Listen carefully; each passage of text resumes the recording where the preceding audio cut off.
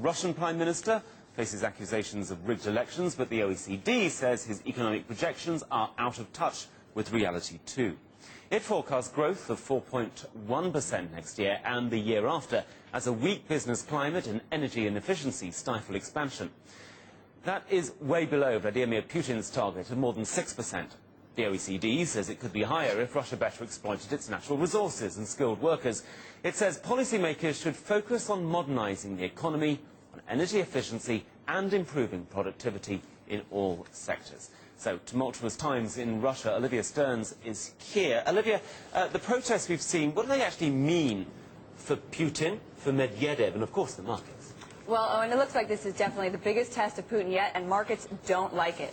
Now, last week, investors sold off everything from Russian bonds to the ruble. Tens of thousands of people took to the streets of Moscow on Saturday. They braved freezing weather to demonstrate against alleged election fraud. They chanted Russia without Putin. And for the first time, state television actually covered the demonstrations on the news. There you hear them chanting. Now, the protests were both remarkably peaceful and inclusive, young and old, across parties. And even former President Gorbachev says they have a case. I think that the violations that are being talked about did take place, and that they are very serious problems. This should be investigated to see whether this falsification was premeditated. Now, President Medvedev took to Facebook to respond, writing on his profile page he promised to investigate. That posting drew thousands of responses, some hostile, some even expressing support. Now, the investigation is a start, but it's well short of what protesters wanted, a rerun of the whole vote. In the meantime, the controversy is carrying a cost. Last week, Russia's RTS index fell more than any other stock market in the world. The bourse lost almost 10%. That's last week. There you see today it is gaining. The MISIC benchmark index also dropped 7% last week, its worst week since September. And the ruble sank about 2% against the dollar. Analysts at Citigroup in Moscow say they expect the currency to weaken further. And in some, they say it all adds up to, looks like we're seeing the return of political risk. But you know, I should also mention that this morning the ruble is rallying too.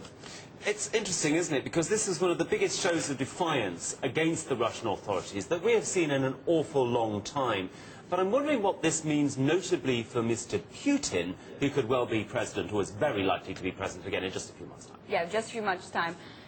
As the cover of The Economist this week says, it looks like the cracks are beginning to appear, but this is a guy who's still a very, very popular politician. The question now is, what's he going to do to hang on to his popularity? You know, in economic terms, analysts say it's likely that he could intervene to try and keep electricity prices low. He might intervene to keep domestic oil prices low. We know he's already raised the salaries of the military. We could expect some more of these, you know, kind of populist photo shoots where we see him out hunting and fishing and skiing and scuba diving, that kind of thing.